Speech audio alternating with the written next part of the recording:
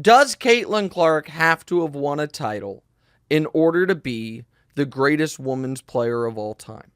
So here's the comp I will give. The most decorated women's basketball player of all time is Breanna Stewart. Breanna Stewart played 4 years at UConn.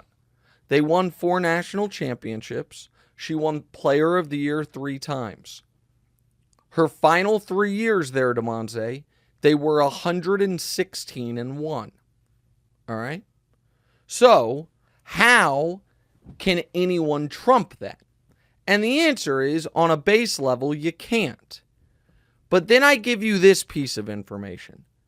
The year after Breanna Stewart left UConn, they went into the Final Four 36-0. Lost by 2 points in overtime in the Final Four to finish the year 36-1 without her. The year after that, they went into the Final Four 36-0. Lost by 4 points in overtime in the Final Four to finish the year 36-1.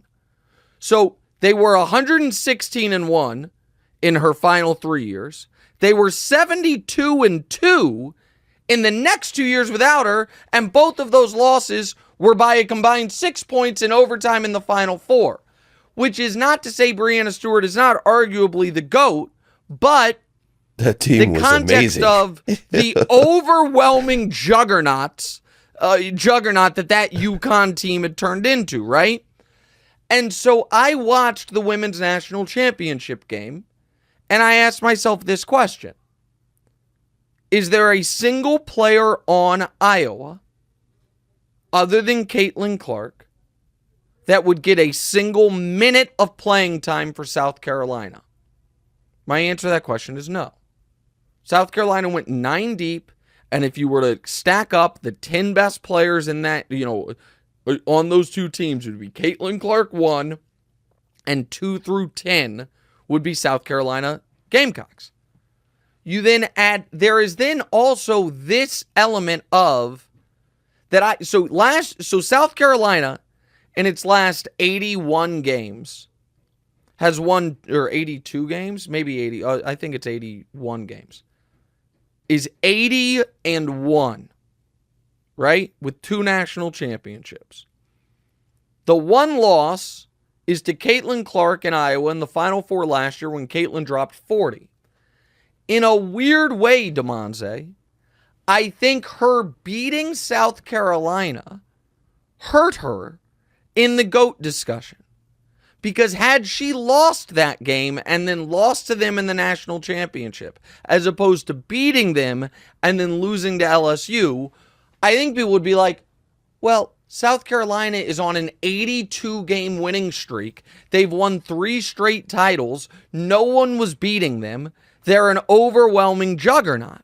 But because she pierced kind of their invincibility and then lost in the next round, I think some people will use that against her. Now, there is a give and take in everything.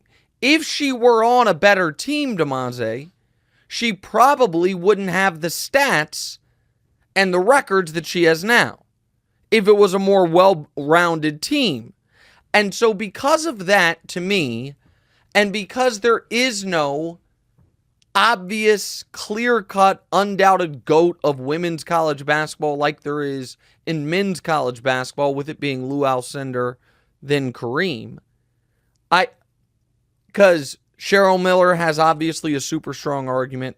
Taurasi is the best player I had ever seen before Caitlin. Shamiqua Holdsclaw in the 90s. Breanna Stewart. All those people are, Maya Moore, they're all in the room, and Caitlin's in that room. I do ask this question. In my lifetime, have I ever seen a women's college basketball player better than Caitlin Clark? And the answer to that question is no. She's the best I've ever seen. And does that make her the GOAT? That's an argument for others to have. Hey, thanks for watching. Hit the subscribe button to get more from the show, and make sure to click the bell to get notified every time new content drops. Check out full episodes of What's Right wherever you get your podcasts, or just click the link in the description below.